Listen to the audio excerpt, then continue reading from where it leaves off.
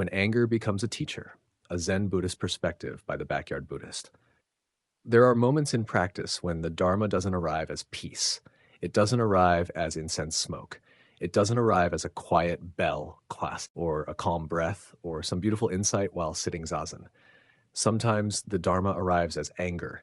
Sometimes it arrives as stress. Sometimes it arrives as frustration, disappointment, resentment, fear, or that tight feeling in the chest when life simply refuses to cooperate with the story we had in mind. And I'll be honest with you, those are not usually the moments we want to call practice. When I'm angry, I don't naturally think, wonderful, here comes a teacher. Usually I think somebody is wrong. Usually I think something needs to be fixed. Usually I think the problem is out there. That person, that situation, that inconvenience, that insult, that unexpected turn of events.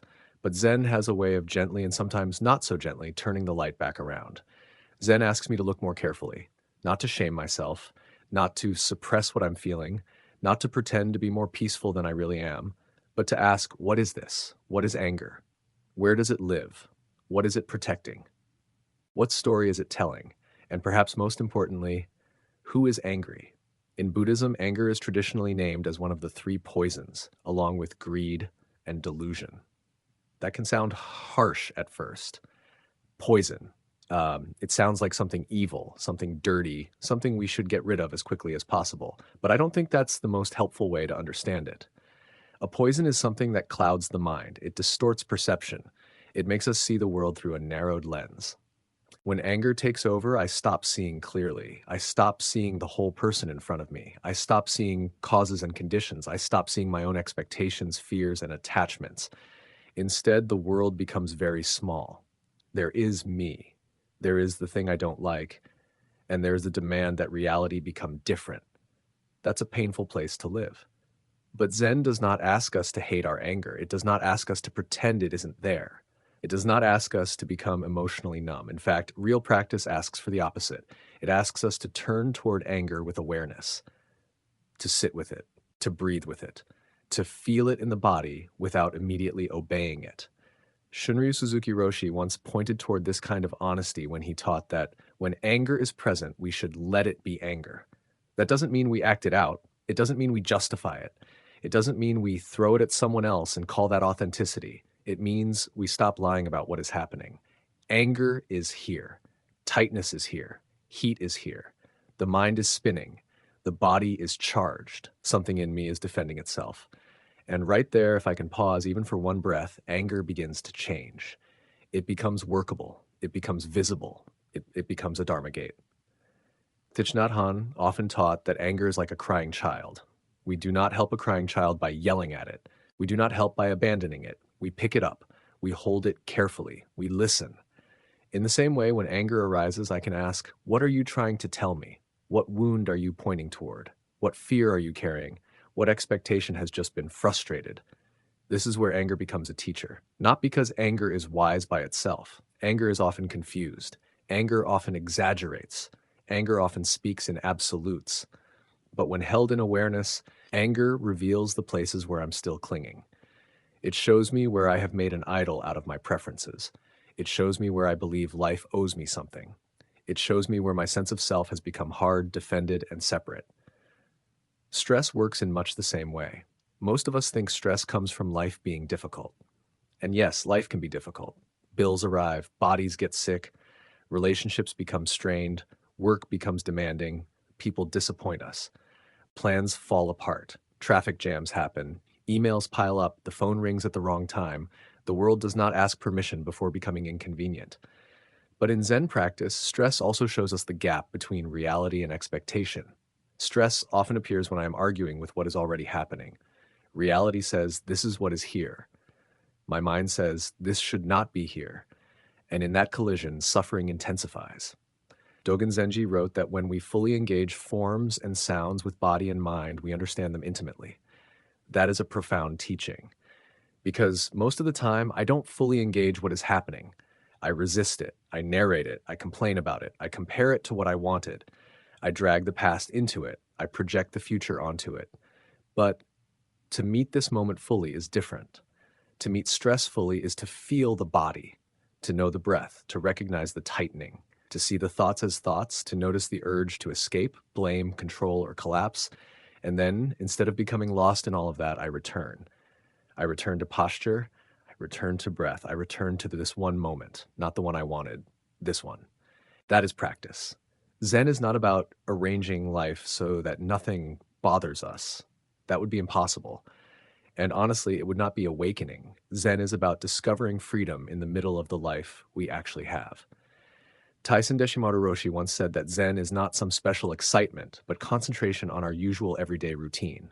That matters because it means practice is not hidden somewhere else. It is not waiting for perfect conditions. It is not only in the meditation hall. It is not only on retreat. It is not only when I feel calm, centered, kind, and wise. Practice is also in the difficult conversation.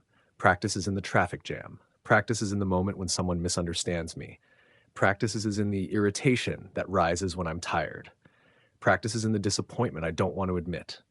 Practice is in the sharp word I almost say but don't. Life itself becomes the monastery. Every difficult coworker becomes a bell of mindfulness. Every delay becomes a chance to breathe.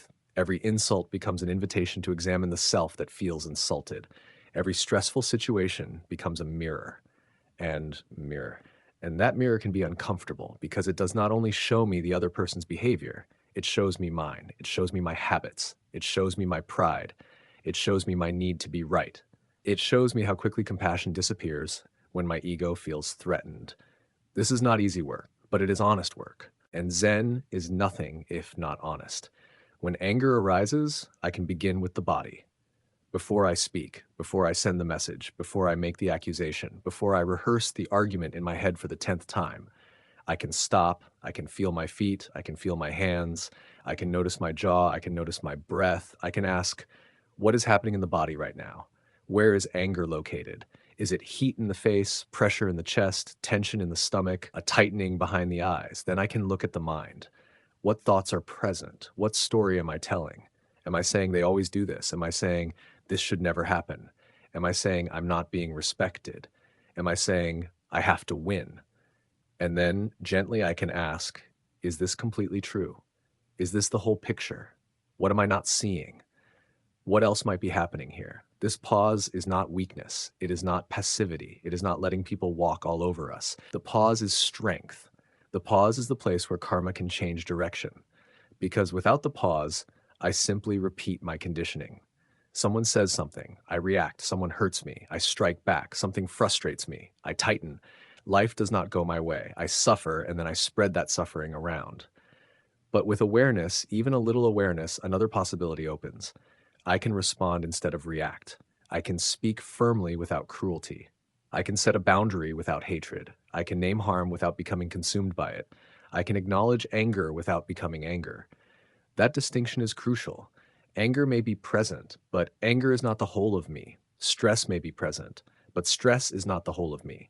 Fear may be present, but fear is not the whole of me. In Zazen, we learn this directly. Thoughts arise, feelings arise, memories arise, plans arise, irritations arise. And if we sit long enough, we see that they also pass away. They are not permanent. They are not solid. They are not self. They are weather moving through the vast sky of awareness.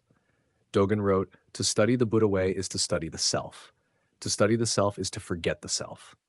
For me, anger is one of the clearest places to study the self, because when I am angry, the self feels very real, very solid, very important, very offended, very certain.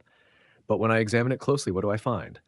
Sensations, thoughts, memories, expectations, fear, habit, protectiveness, old wounds, a story of me and you and what should have happened, all of it arising from causes and conditions, all of it changing, all of it empty of a fixed separate self.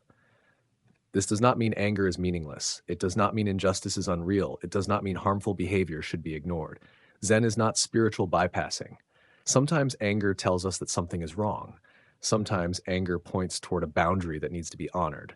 Sometimes anger reveals that harm has been done. Sometimes anger gives us the energy to protect life, defend the vulnerable, or speak truth. But even then, the practice is to let wisdom lead. Not hatred, not vengeance, not ego, not the intoxication of being right. Anger purified by awareness can become clarity. Anger softened by compassion can become courage. Anger held in practice can become a vow to reduce suffering rather than multiply it. That is the transformation.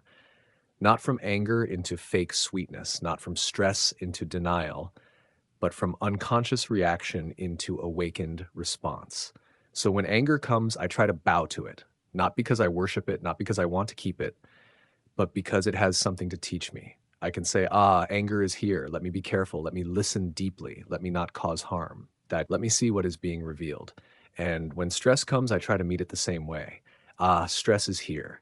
Something in me is resisting this moment. Something in me is afraid. Something in me wants control. Let me return to the breath. Let me return to the body. Let me return to what is actually happening.